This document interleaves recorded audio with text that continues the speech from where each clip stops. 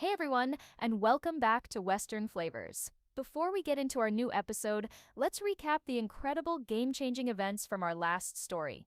We saw Ty, living an anonymous life as a construction worker in Calgary, come face to face with Amy for the first time in 4 long years. The chance encounter triggered a powerful memory of their first meeting and a brief, shocking moment of eye contact that left Amy thinking she was seeing a ghost. The story ended on a massive cliffhanger as Ty's coworker revealed her identity as the world-famous Amy Fleming from Heartland, leaving Ty to process the devastating, unbelievable truth of who she was. If you missed that incredible suspenseful story, the full playlist is linked for you in the description below. If you're enjoying this new season, please take a second to hit that like button and be sure to subscribe so you never miss a chapter. Now today, reeling from his discovery, Ty begins a desperate journey home, while at the same time, Nathan's true sinister plan for Heartland is finally revealed. The roar of the city was a deafening, chaotic symphony, but Ty heard none of it. He walked away from the construction site in a state of profound, disoriented shock, a man adrift in a sea of his own shattered reality. The world around him, the screech of tires, the blare of car horns, the anonymous, jostling crowds on the sidewalk was a distant, meaningless blur. His entire universe had just been condensed into two beautiful and terrifying names: Amy Fleming, Heartland. The woman from his dreams, the woman whose face had been the single, solitary light in the 4-year-long darkness of his amnesia, was not just real. She was a legend, and she was a widow. His widow. The thought was a paradox, a piece of logic so twisted and impossible that his mind couldn't fully grasp it. How could he be a dead man? How could this vibrant, beautiful woman be mourning a man who was still walking the earth? He stumbled through the downtown streets, his work boots a clumsy, heavy weight on the clean concrete, his dirty, dust-covered appearance making him an invisible island in the stream of well-dressed city dwellers. They parted around him, their faces a mixture of distaste and pity for the rough-looking man who was clearly lost in a world of his own. He didn't know how long he walked. An hour, 2. The sun began to dip lower in the sky, casting long, dramatic shadows between the towering glass and steel canyons of the city. He finally found himself back in the shabby, forgotten neighborhood that had become his temporary home. He climbed the 3 flights of stairs to his small, empty apartment, the smell of damp concrete and boiled cabbage a familiar, depressing welcome. He stood in the middle of the bare room, his heart a wild, chaotic drum against his ribs. The plan. He had to have a plan. His old plan to work, to get stable, to investigate his past from a safe distance was now a laughable, pathetic fantasy. The distance was gone. He had seen her. She had seen him. He had to get to Heartland. He had to get to her. He had to understand. His mind began to work, the fog of his shock slowly beginning to clear, replaced by a new, desperate, and singular purpose. He had money. Not much, but enough. He pulled the thick, worn wad of cash from its hiding place under his lumpy mattress. He had a map, the one the kind truck driver had given him, its hand-drawn X marking a place that was no longer a vague destination, but the absolute center of his new universe. He moved with a frantic, feverish energy, throwing his few meager belongings into his duffel bag: the worn plaid shirts, the book of poetry he had never understood but had felt a strange, inexplicable connection to. He was a man possessed, a soldier preparing for the most important mission of his life. He walked out of the apartment without a backward glance, leaving the key on the scarred wooden table. The brief, miserable chapter of his life as Benjamin Cooper, the anonymous construction worker, was over.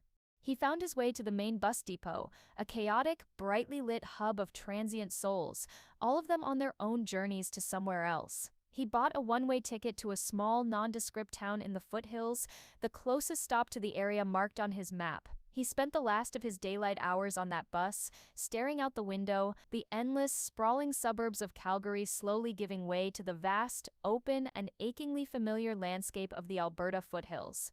The bus dropped him off at a lonely, windswept crossroads just as the last of the sun was bleeding out of the sky. The station was just a small wooden shelter and a single flickering light against the encroaching darkness. He was alone. The bus's red taillights disappeared into the distance, leaving him in a profound and deeply intimidating silence. He pulled out the map. According to the driver's markings, the Heartland Ranch was another 15 miles to the north, down a series of winding, rural backroads. There would be no more buses, no more taxis. He was on his own. He shouldered his duffel bag, the weight of his entire life a comfortable, familiar presence on his back. He looked up at the vast, star-dusted sky, at the dark, looming silhouette of the Rocky Mountains on the horizon, and he began to walk. His journey home, the final, most difficult leg of it, had begun.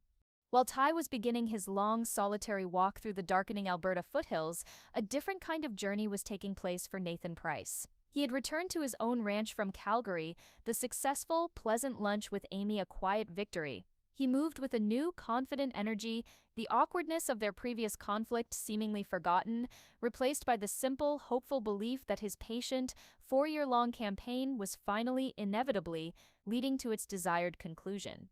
His afternoon was a masterclass in public relations, a carefully curated performance of the man he wanted the community to see. He attended a local cattle auction in a small town just south of Hudson, an event that was the social and economic hub of the local ranching world.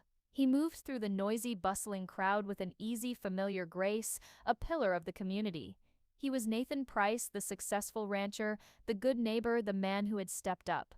He shared a hearty laugh with a group of older, established ranchers, his conversation a knowledgeable and respectful discussion of breeding lines and market prices. He offered a helping hand to a young, struggling farmer, giving him a piece of free, expert advice on a sick calf. He was charming, he was humble, and he was completely, utterly believable. Saw you in town the other day with Amy Fleming. Nathan, looked like you two were enjoying yourselves. The comment came from a bluff, friendly man named George, who clapped him on the shoulder with a knowing grin. Nathan's response was a perfect performance of modest, respectful affection. He gave a small, almost shy smile. She's a wonderful woman. Been through more than anyone should ever have to. If I can bring a little bit of sunshine to her day, well, that's a good day's work in my book. She's lucky to have a friend like you, son. We were all so worried about her for a long time. It's good to see her smiling again. The conversation was a subtle, public cementing of his place in her life, a quiet declaration of his noble intentions. He was not a suitor, he was a savior. He was the man who had helped the brave widow of Heartland find her smile again. It was the perfect narrative, a story he had been carefully crafting for 4 long years.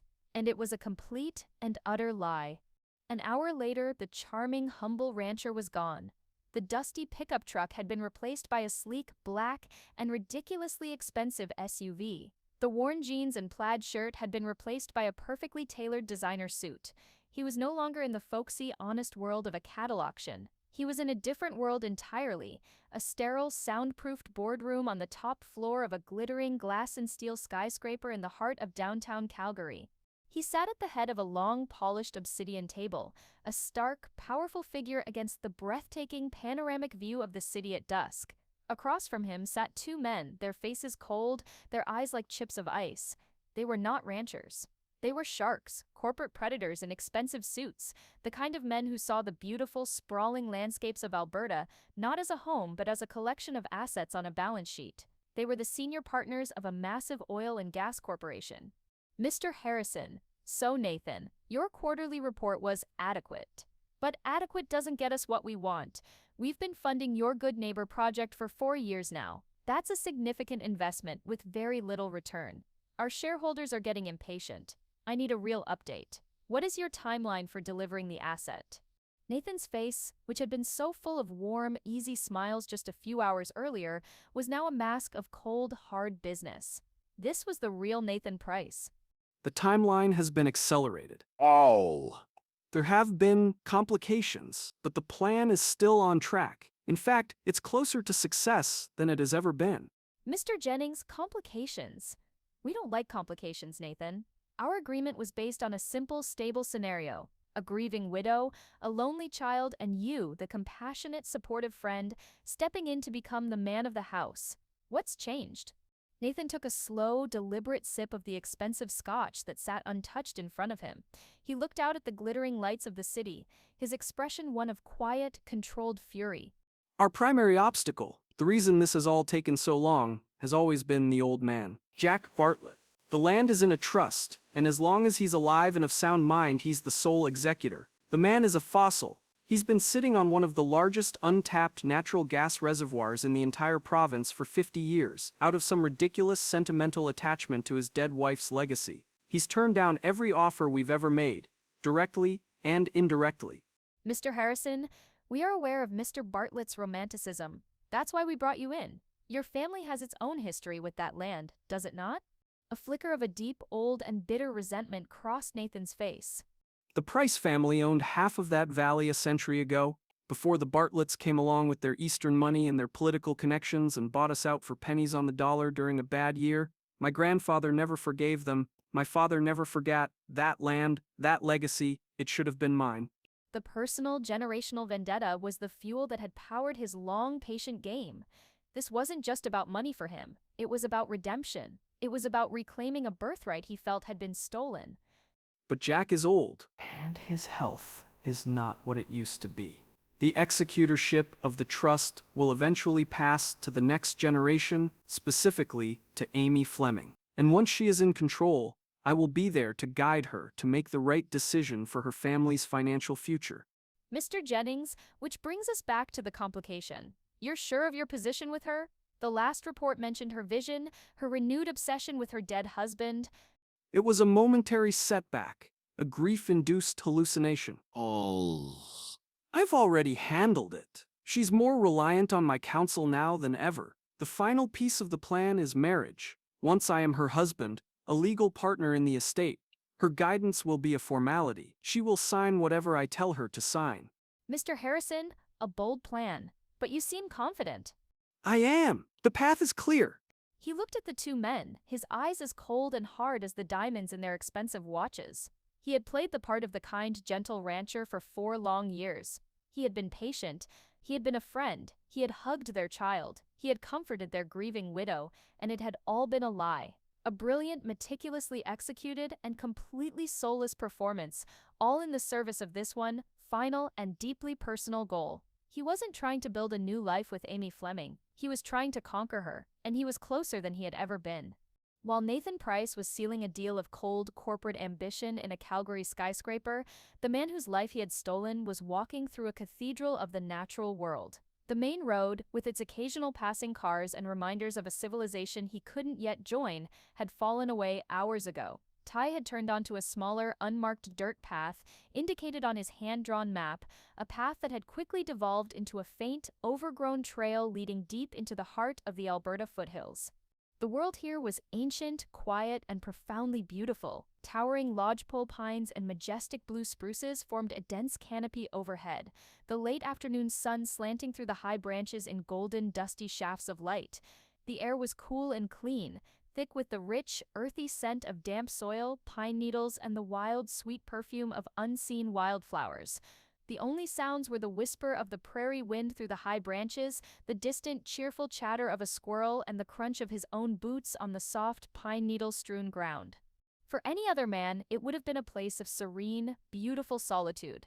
But for Ty, it was a waking dream, a landscape of profound and disorienting familiarity. With every step he took, with every breath of the clean, pine-scented air, a strange and powerful sense of déjà vu washed over him. He felt with a certainty that defied all logic that he had been here before. He came to a place where the trail dipped down into a small, shaded gully.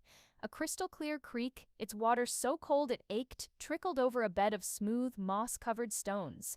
He stopped, kneeling by the water's edge to refill his canteen, and the scent of the wet moss, the specific, musical sound of the water flowing over the rocks, it triggered something deep within him. A memory, a flash, so quick he almost missed it. A woman's laughter, bright and clear as the water itself. The feeling of icy water splashing on his face. A playful chase. The fragment was gone as quickly as it came, leaving behind a profound, aching sense of a joy he couldn't place. He shook his head, a wave of dizziness washing over him, and pushed himself back to his feet, his heart pounding with a confused, nameless longing. He kept walking, the feeling of being on a well-trodden, familiar path growing stronger with every step. He didn't need the map anymore. His feet seemed to know the way, his body moving with an instinctual animal grace, a deep, muscle-deep memory that his conscious mind couldn't access. He crested a low ridge and stopped, his breath catching in his throat. Below him, a vast sun-drenched meadow unfolded, a sea of tall golden grass dotted with brilliant splashes of purple and yellow wildflowers. And in the distance, a small dark shape was a herd of wild horses, their manes and tails dancing in the wind. The sight of them was a physical blow. He felt a connection to them, a profound, almost spiritual understanding that he couldn't explain. He remembered in another sudden, powerful flash the feeling of a horse's powerful muscles moving beneath him, the scent of its warm hide, the feel of its coarse mane in his hands. He remembered a feeling of profound, silent communication, of a trust so deep it was a language all its own. He was a horseman. The knowledge settled in his soul not as a thought, but as a fundamental, undeniable truth. As the sun began to dip low towards the horizon, painting the western sky in brilliant, fiery strokes of orange and pink, he knew he had to find a place to make camp for the night. He left the main trail, his instincts guiding him towards a small, sheltered clearing he somehow knew would be there, a place protected from the wind, with a flat, dry patch of ground and a nearby source of fresh water. He worked with a quiet, efficient competence that was a stark contrast to the chaotic turmoil in his own mind. He gathered firewood with the practiced eye of a man who knew which branches would burn hot and slow. He built a small, neat fire pit with stones from the creek bed. Within a half an hour, he had a small, cheerful fire crackling to life, its warm, flickering light a welcome, comforting presence against the encroaching darkness. He sat by the fire, eating a meager meal of dry crackers and a piece of jerky, his body aching with a profound physical exhaustion. But his mind was more alive, more agitated than it had ever been. This place, this beautiful wild landscape, it wasn't just a setting, it was a key. It was a key that was slowly, painstakingly beginning to unlock the rusted, frozen doors of his own lost memory. The flashes, the feelings, the echoes of a life he had once lived here were becoming more frequent, more powerful. He looked up at the night sky, a vast black velvet canvas spangled with a million brilliant, glittering stars, so close and so clear in the unpolluted air that he felt like he could reach out and touch them. The sight was so beautiful, so overwhelming, that it brought a fresh wave of a deep, familiar sorrow. He knew with a certainty that was a physical ache in his chest that he had looked up at this exact same sky with someone he loved. He could almost feel her presence beside him, a phantom warmth, a ghost of a shared memory that was the most wonderful and the most painful feeling in the world. He was not just a man who had lost his past. He was a man who had lost a great love. The knowledge was a new and even more profound, kind of wound. He lay down in his bedroll, his head resting on his duffel bag, and stared up at the brilliant, indifferent stars. He was a solitary, determined figure, a ghost in a landscape that had once been his home, haunted by a life he couldn't remember, and a love he couldn't forget. And he knew with a grim, unwavering resolve that he would not stop. He would keep walking. He would keep searching. He would follow these ghostly echoes of his past until they led him, finally, to the truth. The warm, golden light of the Heartland kitchen was a stark contrast to the vast, lonely darkness where Ty was making his camp for the night. The family had finished their dinner, and the mood, which had been so somber just an hour before, had been lifted by their shared, loving tribute to Ty's memory. The act of speaking his name with joy, of telling the funny, happy stories, had been a powerful, healing balm for them all. Amy, her heart feeling lighter and more at peace than it had in days, was in the living room with Lindy. The fire Jack had built earlier was now a bed of soft, glowing embers, casting a warm, gentle light on the room. They were sitting on the floor together, working on a large, complicated jigsaw puzzle, a quiet, collaborative end to a difficult day. Amy felt a profound sense of contentment. The argument with Nathan, her strange vision in the stars, her own internal turmoil, it all seemed to have settled. In this moment with her daughter, in the quiet of her home, she felt safe. She had been feeling energized and hopeful ever since her lunch with Nathan a few weeks prior. The grand romantic gestures he had made, the picture he had painted of a successful, shared future, had been a powerful, intoxicating thing. It was a simple, uncomplicated vision of happiness, a stark contrast to the messy, painful, and complicated grief she had been navigating for 4 long years. She was still confused, still torn, but the scale of her heart was slowly, almost imperceptibly, beginning to tip. Lindy, who had been focused on finding a particularly tricky piece of the puzzle, a patch of blue sky, suddenly looked up at her mother, her expression thoughtful and serious in a way that only a child can be. "Mommy?" Yes, Sweetie? You and Nathan, you've been spending a lot of time together lately. The observation, so simple and so accurate, caught Amy slightly off guard. Well, yes. I guess we have. He's a good friend. Is he your boyfriend? The question was a direct hit, a child's innocent, laser-guided missile aimed directly at the heart of Amy's own confusion. Amy felt a hot blush creep up her neck. It's complicated, honey. Lindy seemed to consider this for a moment, her gaze unwavering, and then she asked the one question that was the logical, inevitable, and completely devastating follow-up. Will you marry him, Mommy? The question shocked both Amy and Jack, who had been quietly reading in his armchair by the fire, into a stunned silence.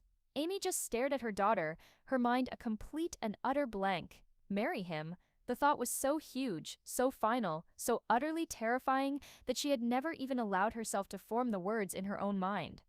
I don't know, sweetie. We're just friends. The answer was weak, evasive, and they both knew it was a lie. Lindy, with the profound, simple wisdom of a child who has known loss, tilted her head, her next question even more poignant, more heartbreaking, and more central to the entire dilemma. Will Daddy be okay if you marry Nathan? The question hung in the quiet, firelit room, a testament to the fact that Ty's memory was not just a collection of stories in a box. He was a living, breathing presence in their family. He was the standard against which all other men would be measured. He was a third person in every new relationship Amy would ever have.